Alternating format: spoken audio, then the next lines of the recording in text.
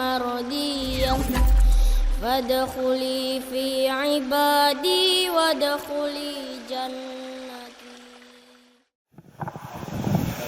Bismillahirrahmanirrahim. Assalamualaikum warahmatullahi wabarakatuh. Waalaikumsalam warahmatullahi wabarakatuh. Perkenalkan, nama saya Toto Supriyanto dari Karangasem Plumbon, Pak Kiai. Saya mau bertanya tentang pengalaman saya gitu Pak Kiai ya. Iya. Jadi ya alhamdulillah Pak Kiai, saya sebelumnya pernah belajar itu Pak Kiai apa sih? Ilmu rasa gitu Pak Kiai. Ilmu rasa ya. Betul. Dalam perjalanan ilmu rasa itu Pak Kiai, saya pernah menemui, walaupun ini saya pemula Pak Kiai, Pak Kiai. Istilahnya pernah dalam perjalanan waktu saya belajar dulu, istilahnya Hu Allah Pak Kiai ya. Nah setelah itu saya pernah mendapat mimpi Pak Kiai, ada yang menunjukkan kunci gitu. Ya kuncinya itu ya syahadat. Nah setelah itu seperti saya masuk ke lorong-lorong gitu. Nah pas kejadian di dunia nyata gitu, dengan dibukakan syahadat itu, alhamdulillah, istilahnya kalau ke orang gitu, istilahnya diminta apa namanya, diminta tolong atau gimana, dengan membuka syahadat di istilahnya di apa namanya, di belakang apa namanya kalau bahasanya berutu ya. Di belakang berutu kebuka gitu Pak Kiai. Nah saya takutnya dengan jawaban yang di hati itu, misalkan jawaban masalah pribadi pribadi orang segala macam, saya takutkan itu dari jin. Nah jadi sebenarnya gimana Pak Kiai? Jadi saya biar tambah yakin di satarah ini gitu. Makasih. Terima kasih. Bapak siapa tadi? Oto. Pak Oto dari Karangasem Plumbon. Plumbon ya. Terima kasih Bapak Oto. Pertanyaan yang istimewa ya, karena berkenaan dengan pengalaman pribadi. Jadi begini, alamal insana malam ya'lam. Itu benar, Allah mengajarkan kepada kita semua apa-apa yang belum kita ketahui. Sekarang juga kita belum tahu ke depan ini kita akan diajarkan apa oleh Allah. Ketika Allah mengajarkan ini melalui perantara juga. Dari perantara ini banyak contohnya. Saya simpulkan tadi seperti ada yang memberitahu ya, ketika zikir rasa ya, Hu Allah, memberitahukan tentang kunci, dan ternyata kuncinya adalah apa? Syahadat. Ya. Ketika seseorang diberitahu dalam dunia rohani, berarti itu suatu yang sangat berharga bagi dirinya sendiri. Nah, berarti Pak Oto ini sudah dikasih syahadat, disuruh berzikir syahadat. Sehingga dengan syahadat yang sudah diberikan ke Pak Oto, kemudian dijalankan oleh Pak Oto ini, Pak Oto akhirnya mengalami satu hal yang makin terbuka, makin mengerti. Malah tadi makin bermanfaat untuk orang lain. Ya, berarti ini suatu anugerah yang luar biasa bagi Pak Oto Sederek ya. Kita doakan saja semoga beliau makin bermanfaat ya. Amin ya rabbal alamin. Kemudian tadi di kalimat terakhir ada seperti keraguan dari Pak Oto, apakah ini jin kan begitu? Ya, tadi dipertanyakan ya. Apakah ini bisa jin atau apa? Begini Pak Oto, punten ya.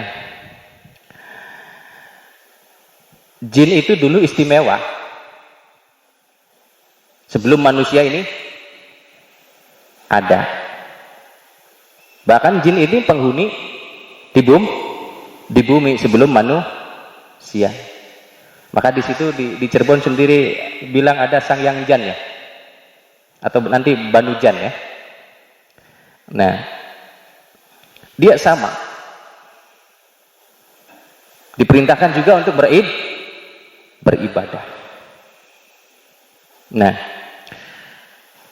setelah manusia diturunkan, makanya yang diistimewakan untuk saat ini di bumi adalah manusia. Sangat istimewa. Istimewanya kita ini, bahkan malaikat saja tidak diberitahu. Begitu juga iblis tidak diberitahu. Ada yang bilang manusia tidak akan bisa disentuh oleh jin karena lapisan manusia ini terlalu super power. Jin bisa hadir di kita itu hanya di luar dari kuasa kita. Saya terangkan. Di luar tubuh manusia ini ada 8 cahaya. 8 cahaya. Ada orang bilang aura, silakan. Sesuai dengan pendapat masing-masing. Tapi kita di Thariqah Satoriyah, kata guru-guru, ini adalah cahaya tubuh kita. Nah, belum lagi cahaya yang ada di jisim latif. 7 warnanya. Tadi kalau zahir 8. Kadang cahaya ini ada yang 1 meter, ada yang 2 meter, bahkan dalam berapa meter ya, sangat terang sekali. Sehingga biasanya orang yang begini, Masya Allah, magnetnya luar biasa. Orang melihat dia saja sudah gimana gitu rasanya, ya tak? Ingin bersamanya, ingin dibinanya, ingin dididiknya. Ada tubuh-tubuh yang seperti itu. Ini menandakan tubuhnya bercahaya. Nah, dari luar ini, jin itu tidak akan bisa masuk ke pancaran cahaya manusia ini. Nah, kalau kitanya cuma hanya 1 meter, mungkin di 2 meter jin di depan kita. Kemudian yang perlu dipertanyakan, kepentingannya apa jin ke kita? Ngasih nomor? Kira-kira begitu. Iya. Sekarang itu banyak sekutu ya. Iya. Manusia dan jin banyak sekutu. Nggak tahu di alam jinnya ada nomor nggak? Nggak tahu saya. Minta bantuan manusia nggak? Yang jelas, sekarang ada fenomena begitu. Manusia bekerja sama dengan jin untuk ngotak-ngotik nomor. Nggak panjang. Yang paling diminati itu 4 nomor tembus ya.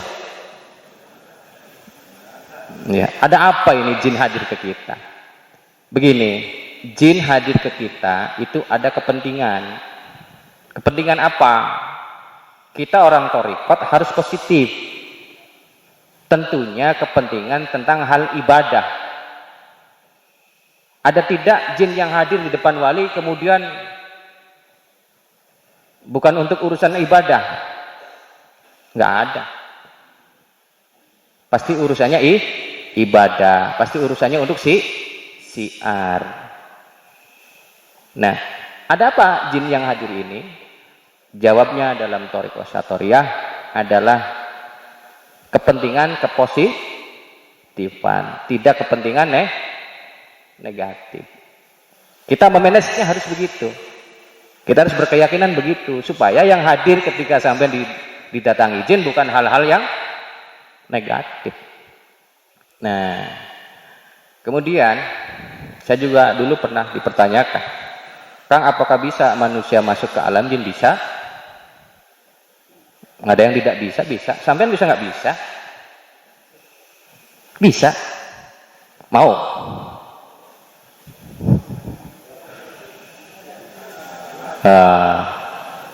Iya. Isin-isinan kedek. Ada tujuan apa manusia ini ke sana? Sudah jelas. Kalau kita toriko berarti tujuannya baik. Boleh. Karena apa? Kita sudah jelas.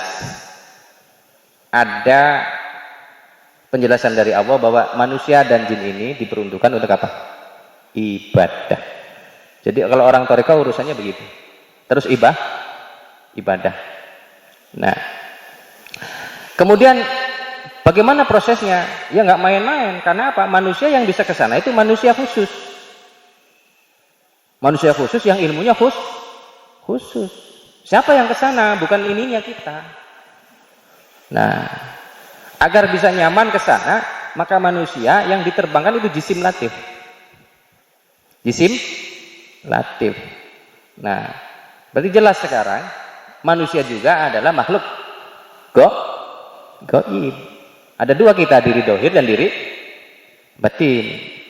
Nah, maka si manusia ini atau khususnya tadi ahli thariqah hanya untuk berkoordinasi tentang masalah ibadah dan ilmu Allah. Bagaimana agar lebih dekat antara manusia dan jin ini kepada Allah itu, sobat. Tidak ada urusan lain. Kan ada Kang orang yang berusaha ke sana terus minta bantuan ke sana, maka dikatakanlah di sana itu sebagai kodam. Ya toh? Silakan. Itu hak apa? Sampean dah. Maka kami atau saya tulis di kitab Qulu Jasad itu, kita orang thariqat itu nggak boleh berkodam. Kenapa? Ya, sama-sama hambanya Allah. Sudah bukan perbudakan lagi. Budaknya jin sampean. Istimewa ya. Iya. Terkecuali jika ada jin yang hadir di sampean, kemudian memintakan diri untuk membantu sampean dalam apa? Tentunya dalam hal ibadah. Termasuk siar. Maka dari zaman dulu banyak wali-wali Allah yang dibantu juga oleh jin, ya dah, untuk siar. Jadi tetap satu rinciannya. Ujungnya satu, ibadah. Nah, berarti melalui proses dong. Tentunya orang-orang yang sudah mempelajari tentang dunia rohani. Diterbangkan jisim latifnya. Jin juga ke kita sama. Menembus juga. Menembus sistem kita. Ketika dipertanyakan, susah mana manusia menembus jin alamnya atau jin menembus alam manusia? Susah mana kira-kira? Ternyata susah mereka. Kemudian kok kita merasa takut? Nah, ini dipertanyakan. Mungkin kitanya yang belum tahu ilmunya. Jadi kita merasa takut. Nah, jadi dengan itu, Pak siapa tadi? Ketika ada hidayah petunjuk yang segitu luar biasanya menurut saya, sampean diberi sahadat, maka saya yakin itu bukan jin. Ya dah?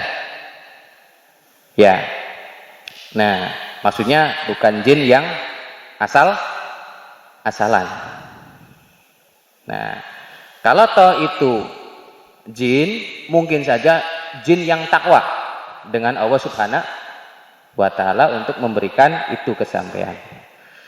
Kalau kesananya lagi, bisa saja ya itu leluhur-leluhur sampean yang dekat dengan Allah, atau juga para aulia yang sistemnya masih rahmatan lil alamin, mendatangi siapa saja yang sedang berproses mendekatkan diri kepada Allah Subhanahu wa Ta'ala. Bisa saja, sehingga dikasihkan sahadat. Jadi saya pesankan kalau itu sudah haknya, maka silakan dengan sahadat itu, semoga sampean berkembang, ya, berkembang terus manfaat dan terus dekat dengan Allah Subhanahu wa Ta'ala. Saya kira begitu. Yang namanya jawaban pasti beda. Lain ladang, lain apa? Ada lagi sama ladang, sama ditanamnya. Yang membedakan apa? cara memeliharanya. Terima kasih. Sekiranya ada pertanyaan lagi atau bagaimana, mangga matur nuwun.